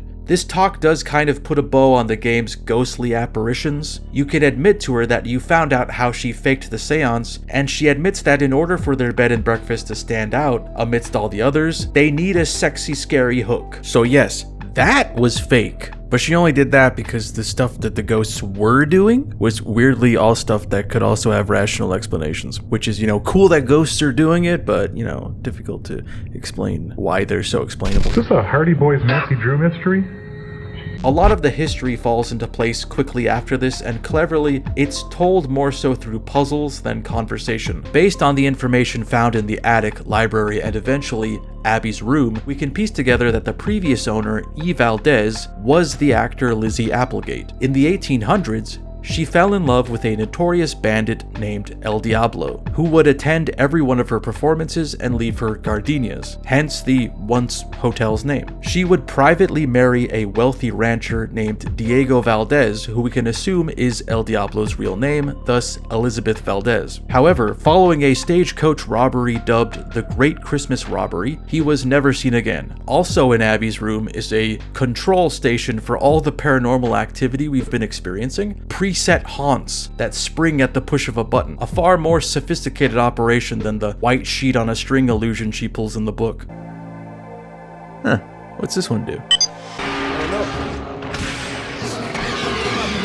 I think this is a more concerning allocation of funds than like replacing missing supplies or rebuilding a painter's scaffold. After Abby describes another scenario where Charlie seems to just appear from the basement magically, Nancy investigates and finds another hidden passageway leading to a space behind the saloon mirror, which is one-way glass. Inside is evidence that he's clearly been living there and lying to everyone else that he's been staying with friends. Perhaps as a nod to the book, there are Chinese takeout boxes in his hidey hole, which Mary was routinely bringing Tim, when Mary was a character and Tim was a separate entity from the Charlie Tim homunculus. There is a very brief momentary standstill in which the culprit could be anyone. Much like the 2-hour mark of Caligula, more than one person could be fingered. Abby, Charlie, and Lewis all know more about the possibility of hidden treasure than they let on. After completing a sequence of puzzles, we unlock a hidden passageway that allows us to snoop on Lewis, who exclaims, "That's it!" and then locks one of the books in his briefcase before walking off. Busting into it gives a cute nod to the game's continuity. A newspaper article updates us on Rick and Maddie from Stay Tuned for Danger. He apparently wound up not taking that film contract and remained on the soap opera, ensuring the jobs of many. But smartly, this could imply that Lewis was well aware of who Nancy was even before their meeting. The most damning thing in here is a neatly typed letter that Lewis has prepared in order to sell off an estimation of the gold bullion his client owns. He doesn't know how much gold is in the mansion, but he's confident enough to already be looking around for ways to fence it. The book he was hiding was a history of Chinese immigrants, and it included an interview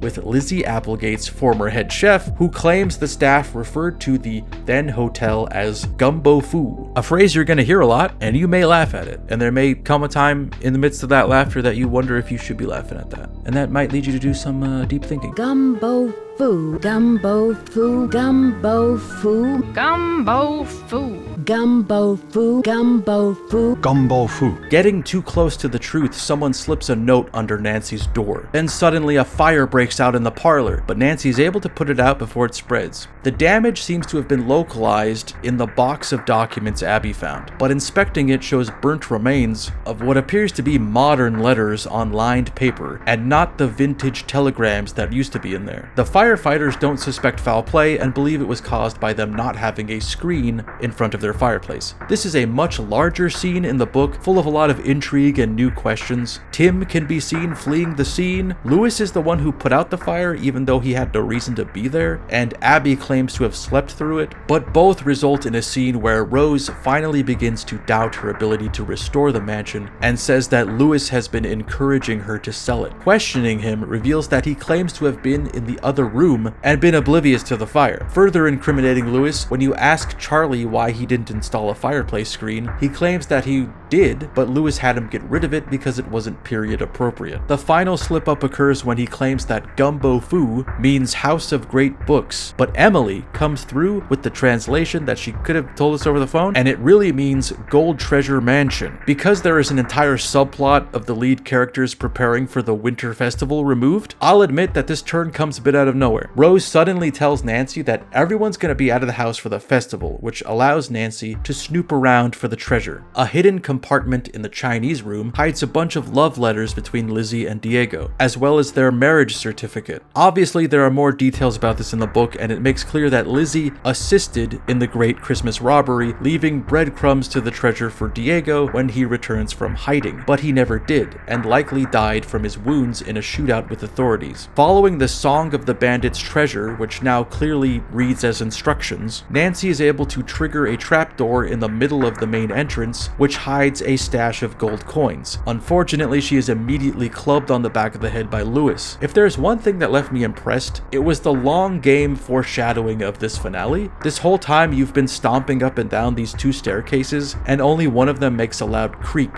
when you step on it. So when Nancy comes to, she can stealthily circle around to the chandelier's tie and drop it on it. What? Hey!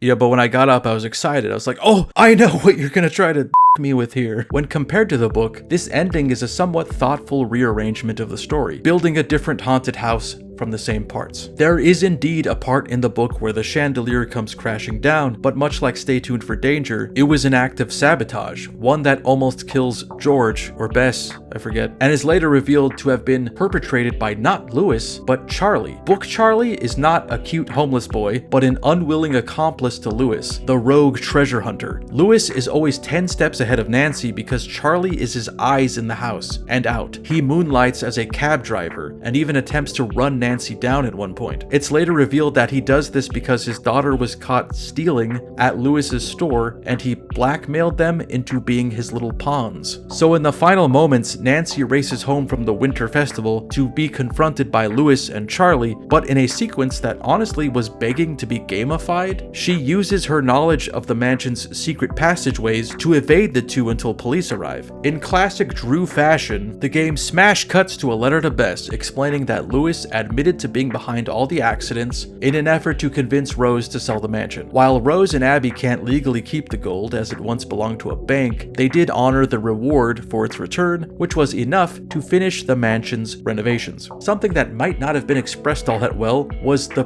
purpose of the fire. Book Lewis steals the mansion's paperwork, replaces it with some of Rose's personal letters, and sets it on fire, giving the appearance that the papers were lost in an accident, though he didn't account for Tim living in the place secretly, who was able to rat him out and destroy his alibi of having just been walking by the house and noticing it was on fire. Game Lewis was literally just sitting in the next room over, not putting out the fire, and Nancy barely made it in time. Like, what was his plan there? Just let the mansion burn down to the ground in order to bypass Lizzie's network of love puzzles? Now to get out of here, I'll just,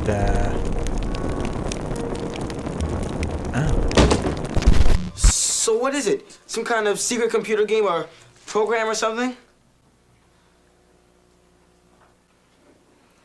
I found Message in a Haunted Mansion to certainly be the better book of the three. I mean, it's not like winning a Pulitzer or some shit. It's no I Am Haunted. But maybe because it's not in the Files series, it's much more tightly written and has more fun with its setting and its history. Most of the changes the game makes are either inoffensive or an outright improvement. The book is atmospheric and has this throwback vibe, but as a mystery, its angle is never to creep you out. It's oblivious to the potential for horror and includes far more accidents. In contrast, the game took an obvious delight in creeping you out and wanted to invent a few more ghost gags to stop you in your tracks. This tilts the scales considerably for me, but still the book has freedom to take Nancy and gang to multiple locations and involve her in thrilling action sequences, which has its own appeals for sure. I don't need a scene where Nancy's driving down the steep streets of San Francisco only to learn that her brake line has been cut. I just need a figure to dart by a doorway for a fraction of a second. I subsist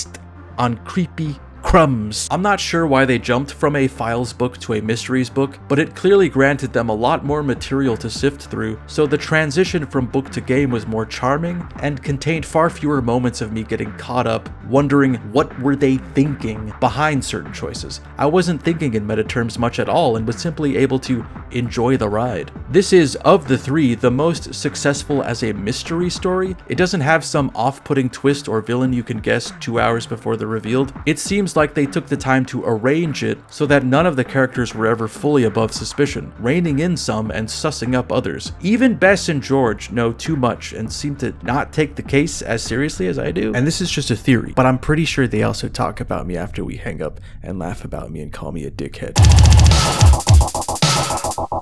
The more complex narrative and adult tone of this story is reflected in the gameplay. It's not Riven or Escape from Monkey Island, but it's noticeably more puzzle-focused than the previous games. It actually seems like it's going for this spread shot of puzzles, incorporating numerous flavors from across the history of point-and-click adventure games, and as such, repeats some of the bitter-tasting ones, like a randomized maze and slide puzzles. But there are also a few clever ones that are set up early on and pay off later, and a few simple item-based interactions that are there seemingly just to take the events of the book into account. Coming straight from Stay Tuned for Danger was a little disorienting because they addressed the spatial issue of back meaning step backwards, and now back means turn around. And even in the recording, you can see me struggling to make sense of what was happening in these kind of uniform looking hallways. Where am I? What is this House of Leaves bullshit? Other new things I like are the addition of a constantly updating journal kept in Nancy's luggage. It was always reassuring whenever I'd see it update because that meant I was playing the game correctly. The expansion of the day-night cycle is something that fans seem to be divided on. I feel divided on it as well. The two wolves in me completely at odds with each other, but both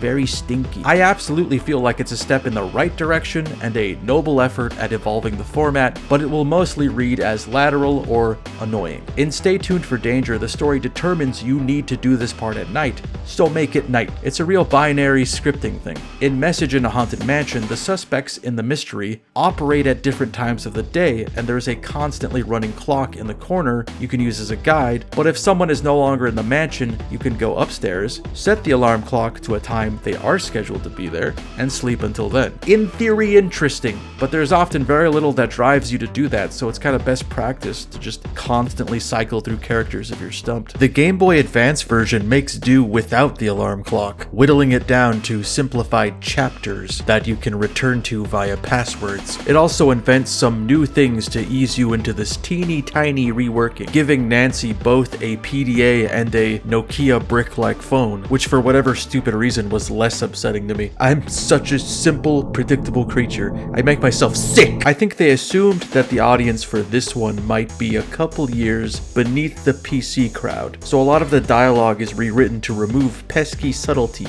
and subtext, or maybe it simply could not fit on the cartridge. Charlie kind of gives up the game within the first interaction you have with him, saying, "That's why I like living.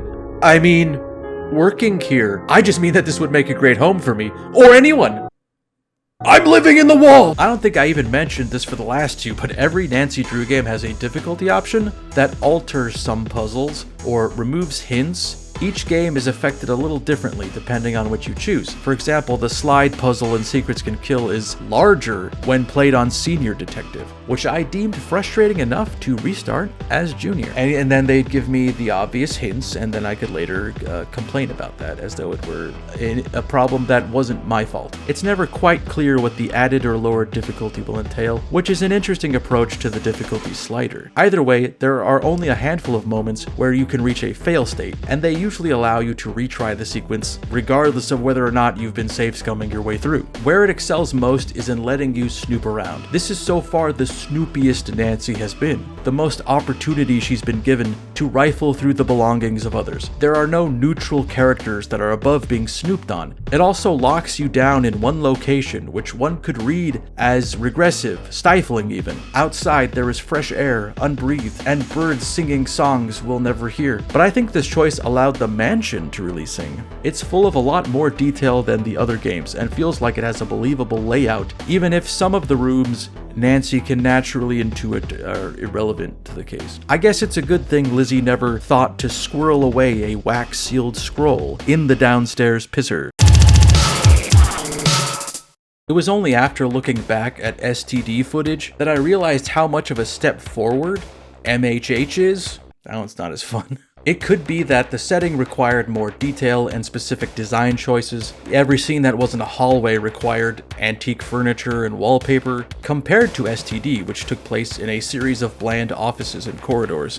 Like that game, there is one well-animated cutscene early on, giving the impression that it may become a regular thing, but it does not. The character models have a lot more texture to them, looking slightly less like rubber dolls, maintaining a consistent style, still marionette-like for sure, and still delightfully uncanny. Perhaps feeling the sting of the VO paycheck from Stay Tuned for Danger, this game does not feature any then or still working voice actors, with the exception of Lonnie Minella, of course. Does this mean the quality of voice acting suffers? To answer that, one must examine the great unanswerable question of gaming. What is bad, really? I'd proffer the non-answer, well, it's not good. I think the voice acting is actually slightly better than the other games, or at least less jarring. Everyone sounds exactly like they look. I look at the conversations with Lewis and I think this is exactly what a guy who looks and moves like this should sound like. As in a guy who only ever did this one role and then looked upon his work with pride and promptly retired. I'm an authority on the Victorian era, so they were only too happy to let me use the library in exchange for my advice on the renovation. Lewis does have the most robotic movement. He's like an animatronic salesman. Hello, Nancy. I have lots of expensive antique furniture, but I can cut you a deal, so let me know if you want some antique furniture. Of note is that Scott Carty plays Charlie in this game, and going forward would voice Nancy's boyfriend for the remainder of the series, which is still going. So not the ongoing remainder.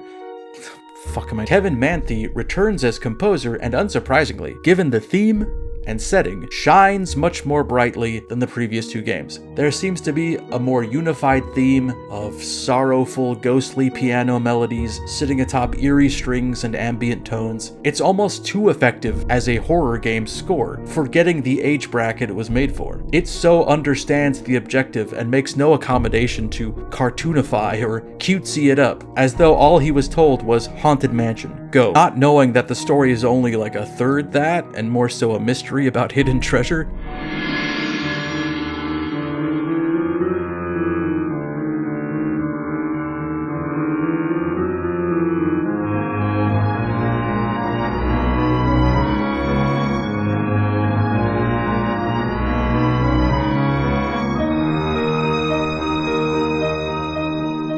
So as far as the sound, I think this is far and away better than Nancy Drew 1 and 2. The only persisting issue is that the tracks are still not much longer than a minute and thus loop pretty obviously. But certainly there is a clear tonal change from, I think there's more to this Talon agent than meets the eye. I bet I can hatch a cunning plan to sneak a peek in his filing cabinet, to, my son has died.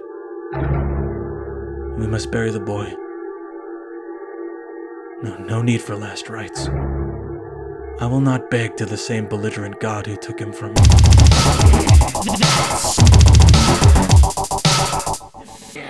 I think the Nancy Drew series really excels at this sort of soft horror. It's not violent or abrasive or full of jump scares, it's just cultivating the air of a creepy old haunted place, and not in a way that betrays the character or feels absurd. There is plenty that dispels and disproves the presence of the paranormal, and just a cheeky little seed of doubt in there as well. A little wink that says, maybe some mysteries are not for us to solve, for that is the work of the Lord. Even though it's packed tight with haunted house tropes, all of them are given an explanation and historic purpose, dreaming up figures and weaving them into real events, a feat that is quite lofty in comparison to the two other stories. There are still some kinks in the gameplay, some movement that's unintuitive, and some obvious bottlenecks that exist purely to stall. But I've played a lot worse, and I will play a lot worse, and I'll like it. It's what I deserve. I don't know if there's another collection of Nancy Drew games that is this varied as far as quality and vibe. But I mean, there's a lot of these things, so I'd be surprised if there weren't peaks and valleys to them. Still, it is interesting to see the process of them seemingly catching their stride. This is a franchise that I can't confidently speak of in omnipotent terms. I admit I haven't found the time to consume all of them. I barely find the time and mental acuity to handle a rerun of Storage Wars after the full day of half-starting content before getting distracted by another idea. What surprised me most about my dip into this other world was, especially after reading the books side by side, that the games almost take the premise more seriously, or rather they just accept that Nancy is a smart, brave, capable girl in what was traditionally a boy's role, and it doesn't get caught up talking down to its audience, assuming they want descriptions of Nancy's fashionable wardrobe and the vapid details of her latest crush, even when I wanted it to do that a little bit. There's moments where we talk about cute boys and expensive cars, but they're all character moments peripheral to Nancy and don't interfere with the mystery, the intrigue, the breaking and entering. That interest transcends these gender roles imposed by society, the universally human joy of busting into other people's rooms and going through their shit. Hey, what are you doing? What? Oh, I don't know. One moment I was talking about the strengths of the Nancy Drew series when they focus on folksy horror, and then I think these guys might be a bad influence. I mean, first I can't find my keys, and now this? I'd have to agree. Where were your keys, by the way? In my pocket. Oh. Weird, right? Maybe there is a greater mystery to their words. What do you mean? Perhaps they are trying to tell us something to fulfill some unfinished business. Whoa. Not Yes? that deep. Oh. Shame. That's the end of the video. Thank you for watching that video. If you enjoyed it, please consider subscribing or supporting me on Patreon. A Patreon subscription as low as $1 grants you access to at least 4 videos I've made about the supernatural. The last one in excess of 4 hours long. There is no reason for it to exist. But anyway, you can watch that. You can also follow me on other platforms, such as Discord or Blue Sky, where I mainly just post albums I'm listening to. Yes, I have a 1/9 of the followers I had on Twitter, but I see substantially less shitheads. After a while, that grates on you.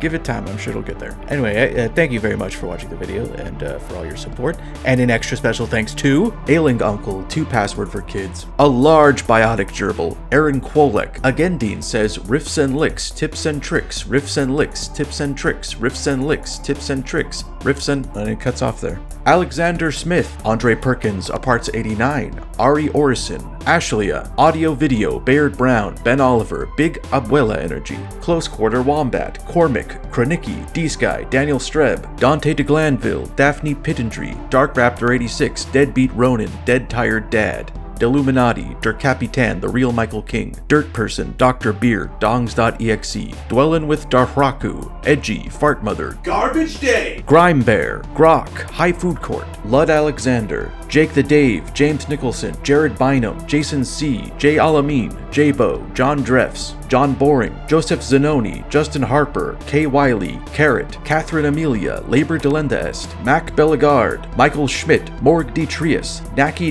Who's There, Noise Tank 01, Not a Name, Octo, Ona Hill, Peter Reiki, Puke Skywalker, formerly 410,757,864,530 Gay Cops, Race You to Space, Ray Fox, Roland, Saiko Gekido, Salvatore Tosti, Samuel Vanderplatz, Snapplefish, Stephen Kick, Stuart McIntyre, Takeout, Tessuyin, That Iru Guy Loves You, This Deal is Getting Better All the Time, Two Stan, Tyler Collins, Where Am I? Help, Witless Moth, Worm, Zach Bishop. After much consideration and some credit card fraud, I've realized Piss Missile is a bit crash. Come cannons where it's at, yo. Alfred Correa, Azog Thoth, Chris Miner, El Jaguar, Etto, Avanerve, Giraffa. I'm really trying to think of a funny name involving goblins. Jeremy Silver, J. Hamilton TX, June Choi, Catherine Graven, Lore, Lord Papula, Mr. Alpackelton, Savvy Fave, Smokey Jefferson, Swood Operator, T-Dog 8083, Zach Bagans, Lead Investigator for the IRS, A Hanging Chad, Albert Hunley, Alex Walton, Aaron Isaias, Binary Vision, Brady the Sanity Tax Collector, Cantankerous, Chimichanga Jones, Kodamite, Daddy Resnord, Daniel Moen Larson, David Offord, DeForzi, Desmitriou, Fiona Summers, Gareth Farrow, Grounded Valkyrie. Have a wonderful day. Here's to rats. James Andrew Perla Adams, James Snipes, Jetson Jempel, Nawang Lopsang Yeshe Tenzin Gatso, J-Man, DX, Jonathan Pence, Larotica, the News Elf, Lugubrious Moron, Mad Monty 98, Make It Raynor, Name Requires DLC, Neb, Ophelia Fishwife, P. Dizzle,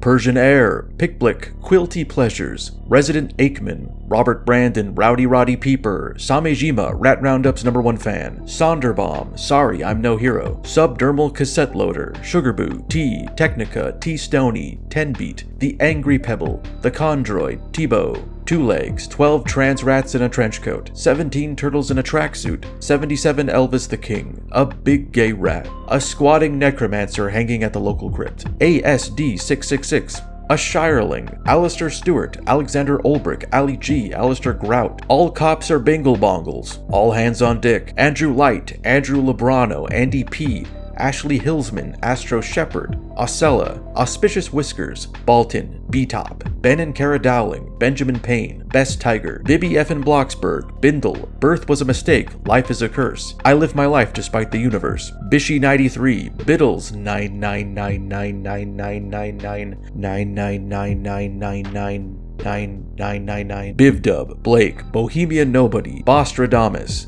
Bottle of Brannick, Brahms, Brandon Frost, Broccoli Goblin, Butter My Biscuits and Ham My Sandwich, Caleb Zane Kelly, Cameron Spoon, Case, Cerberus Arms, Chris Minor, Crisps 989, Christopher Lawrence, Clayton Joe Freund, Colby, Cole Bramlett, Cole Beep, Captain Canty, Captain Jax, Crispy J, Cult of Lita, Cyborg Number Blue, Danny Kilpatrick, Dapney, Dark Zuramar, David Fromke, David Harpstrite, Dazed Clockwork, Deadpan Drew, Denny J.A., Destriga, Devin McCullough, Devonna Upperock, Dom, yes, that Dom. Wait, no, not that one, the other Dom. Dragon Gal Aggie, Dunny Zero, Eben Hollub, Eben Sullivan, MV.exe, Eric Andrews, Eric Kripke wears a stylish jacket to bed. I bet he does. Ethan Blue, Eudiptes, every day, once a day, give yourself a putty. Fangro, Ferrican, 15 gargantuan low poly rats listening to Jungle, Filth Pig, great album, Flame 5029 Neo8, Fragile Traveler, Frank Orifice, Fried Potato, Frolics with Bunnies, Fuzzy Tingle Times, Game is Good, General Klazara, Ghoul Baby Bond, Gloomerous, Goat Galaxy, Grimby's My Big Baby Boy, Gurneel, Haley Bobella, Have a Goth Holiday, Hey Would You Blow Me, Hentai McToon Boob, High Res Titan, Hime Rowan, Hitoshi-san, Hold on, aren't those my shoes? Horror Show 93, Hrothdale, Hug, Hunterlit, Huron Lockhart, Hyborian Age Space Marine, Hyde King, I Fart on My Hands, I Love You Martin, Hehe, Ideas Theet, Ilya Idampkin, I'm Not Tyler Allen, INTJ loves her INTP, Irish Wristwatch,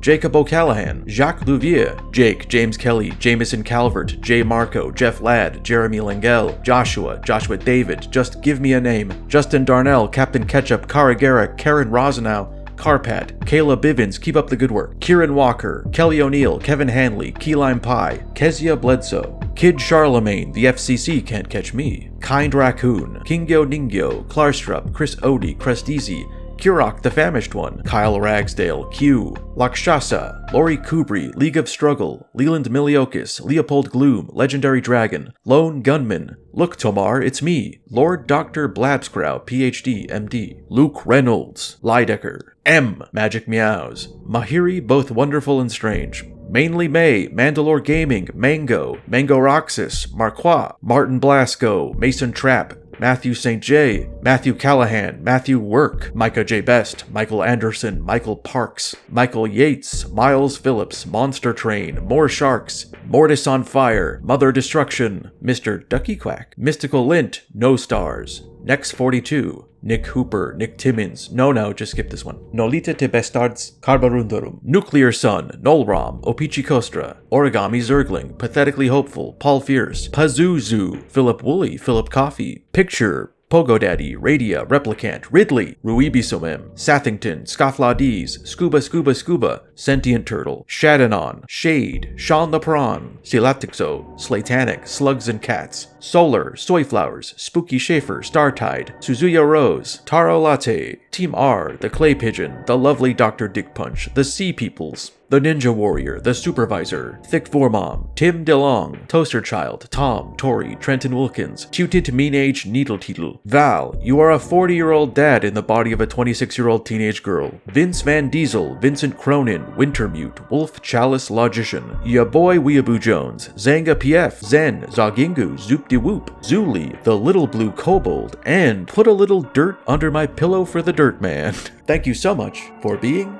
a patron. Alright, have a good day.